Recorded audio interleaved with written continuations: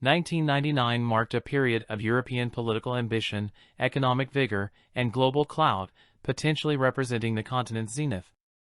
Post-Cold War, the era symbolized the end of history as theorized by Francis Fukuyama, with liberal democracy at home and growing interdependence abroad. Though American, Fukuyama believed the European Union (EU) epitomized the ideal end state, capable of replacing war with summits about fish quotas, and ready to navigate an anticipated placid international order. A book even explained why Europe will run the 21st century. The late 1990s saw Europe pioneering in various ways. Third-way politicians like Tony Blair demonstrated a balance between left and right politics. Major projects flourished, the euro was introduced in 1999, internal borders were scrapped, and the single market was created. Europe's economy thrived, apart from Germany, the sick man of Europe. Of the world's top 1,000 listed companies, 300 were European. Meanwhile, America's rising tech firms like Amazon and Google were noted, but Europe was expected to develop its own tech giants to compete. Formerly communist countries like Poland had completed harsh economic reforms and were integrating into the EU. In 1999, an agreement was reached to bring China into the World Trade Organization, with expectations that prosperity would transform it into a liberal democracy. Russia, seemingly on a similar path, planned an underwater gas pipeline to Germany, embodying the principle of Wandel durch Handel, change through trade.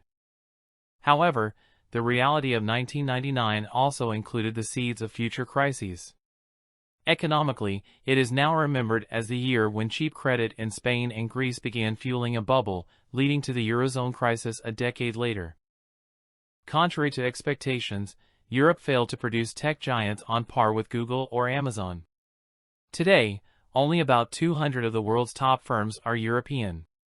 Additionally, China's leaders maintained autocratic control while achieving economic growth, disproving the assumption that prosperity would naturally lead to liberal democracy. The EU's integration efforts faced setbacks when Dutch and French voters rejected an EU constitution in 2005, and Britain later exited the Union entirely. Trade ties, once seen as transformational, are now viewed as vulnerabilities to foreign adversaries' whims. Furthermore, an international force remains necessary to keep the peace in Kosovo. Europe's decline is also reflected in demographic trends. Its population is shrinking, possibly for the first time since the Middle Ages. Governments that once managed vast empires now only govern their peninsula. The European economy, long stuck in low gear, struggles to match the growth rates of America, China, or India.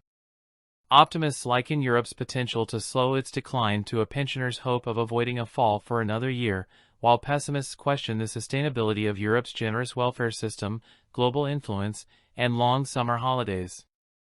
Ultimately, 1999 represents a period when Europe seemed poised to lead the 21st century, but hindsight reveals the beginning of its economic and political challenges. The year highlighted both Europe's potential and the latent issues that would later undermine its aspirations.